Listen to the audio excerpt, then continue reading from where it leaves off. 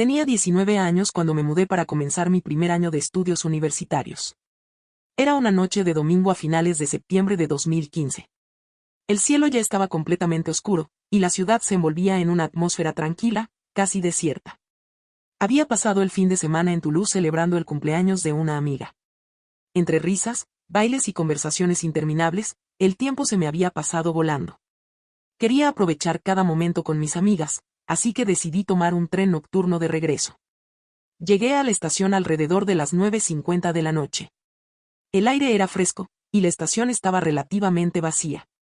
Aún me quedaba un tramo por recorrer, unos 30 minutos caminando hasta mi casa. Como era nueva en la ciudad, nunca antes había caminado sola en altas horas de la noche. A lo largo de mi vida, jamás había tenido problemas en la calle. Siempre me consideré una persona independiente y segura, así que no sentía miedo ni preocupación por regresar a casa caminando. Para mí, solo era un paseo más bajo el cielo nocturno. Al salir de la estación, noté a un pequeño grupo de chicos apoyados contra la pared, fumando y charlando en voz baja. No les presté demasiada atención. Me coloqué los auriculares, puse mi música favorita y comencé a caminar. El camino a casa era sencillo y directo, una larga avenida recta, un giro a la izquierda en el Parque Palissy y otra calle extensa hasta mi destino. No había margen para perderse. Avanzaba por la primera recta con los auriculares puestos. Las luces de las farolas iluminaban bien el camino, pero a lo lejos, la claridad comenzaba a desvanecerse poco a poco. No le di importancia en ese momento, pero aquella oscuridad terminaría jugando en mi contra. Fue entonces cuando me percaté de que alguien caminaba detrás de mí.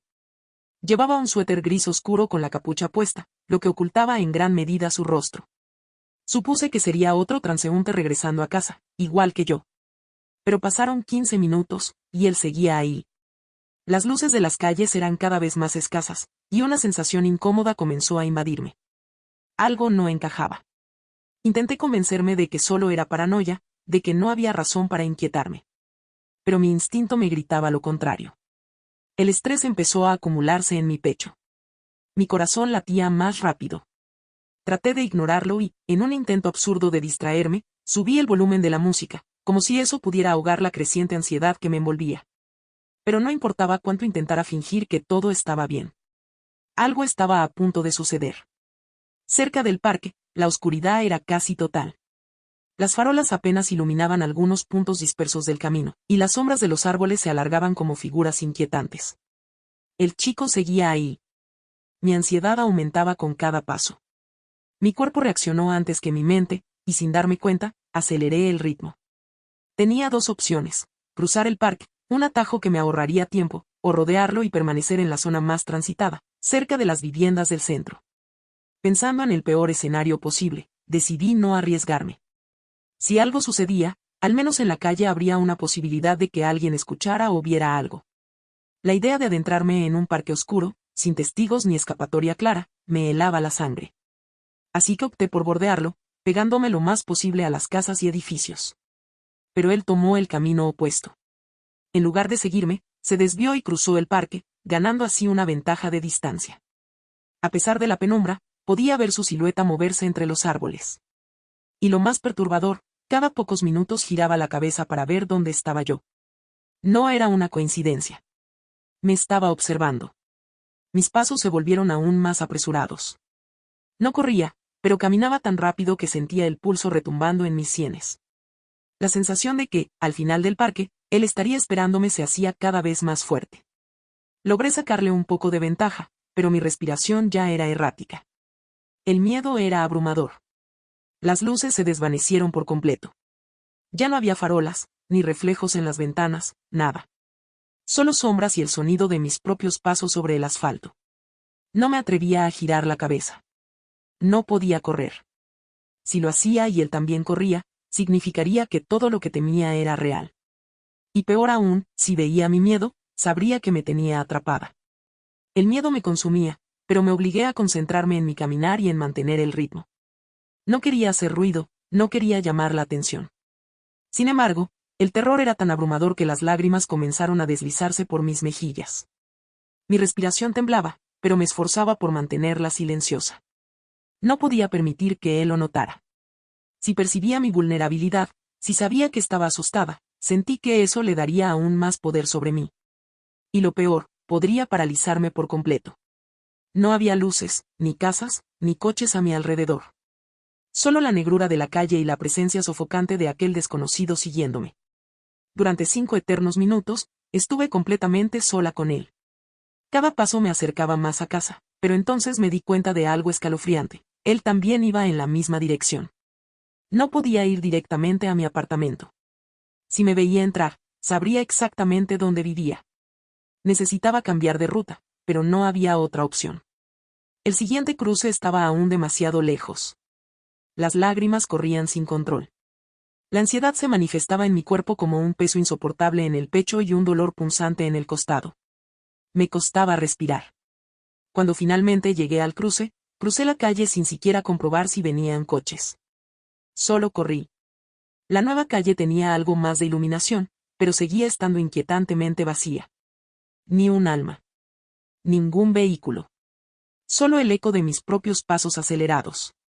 Mi mente entró en pánico. Quería entrar a cualquier edificio, llamar a una puerta al azar y pedir ayuda, fingir que vivía allí. Pero el miedo me inmovilizaba. Entonces, a unos metros de distancia, vi a otro hombre. Parecía tener alrededor de 40 años y me hacía señales con las manos, tratando de llamar mi atención. Mi cuerpo se tensó de inmediato. ¿Y si estaban juntos? Seguí caminando, ignorándolo, fingiendo que no lo veía. Pero él no se rindió. Caminaba a mi ritmo, insistiendo con sus gestos. Fue entonces cuando noté algo diferente. No me pedía que me acercara, me indicaba que me quitara los auriculares. Dudé por un instante, pero finalmente obedecí. Con voz firme, el hombre me dijo: «Señorita, mi esposa, mi hijo y yo la cruzamos hace un rato más abajo.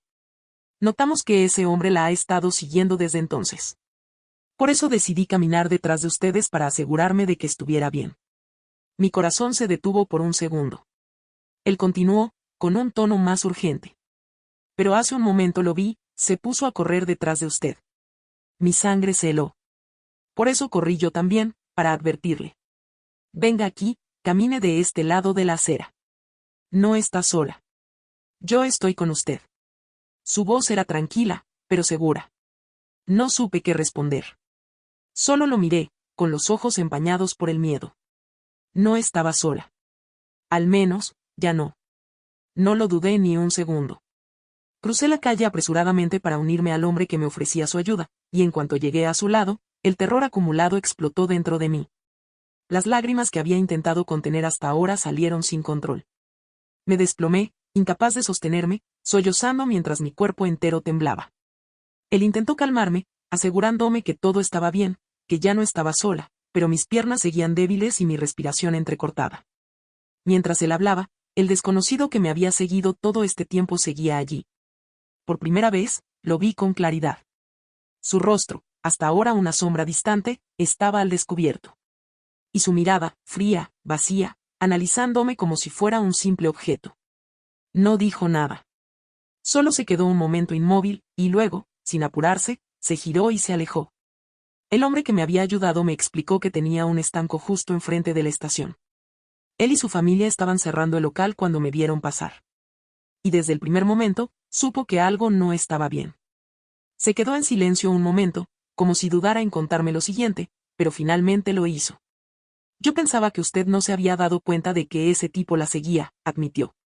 «Pero cuando vi que entraban en la zona más oscura, él empezó a correr detrás de usted». Un escalofrío recorrió mi espalda. «Estaba demasiado cerca», continuó. «Demasiado». Tragué saliva con dificultad. «Entonces grité», dijo. «Con todas mis fuerzas». Y en ese instante, el desconocido frenó en seco. Su voz se tornó más grave, más sombría. Iba a hacerle algo. Estoy seguro de ello. Pero al escucharme, cambió de idea. Mi corazón latía con tanta fuerza que podía oírlo en mis oídos.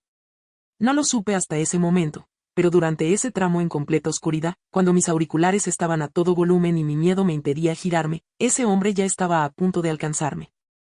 ¿Y de no ser por aquel desconocido que decidió intervenir? No quería ni imaginarlo. Permanecimos sentados en la acera durante casi media hora, hasta que logré recuperar el aliento y calmar mis temblores. Finalmente, Él me acompañó hasta la puerta de mi casa, asegurándose de que entrara sana y salva. No sé qué habría pasado aquella noche si no hubiera estado allí.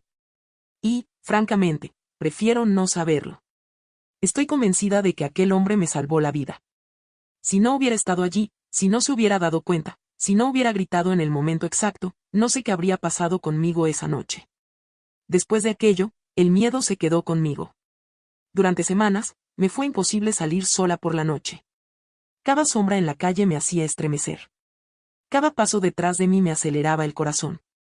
Con el tiempo, la angustia fue menguando, pero la lección quedó grabada en mi piel: el peligro puede acechar en los momentos más cotidianos, en las calles más familiares, y a veces, solo un extraño con buenas intenciones puede marcar la diferencia entre el miedo y la tragedia.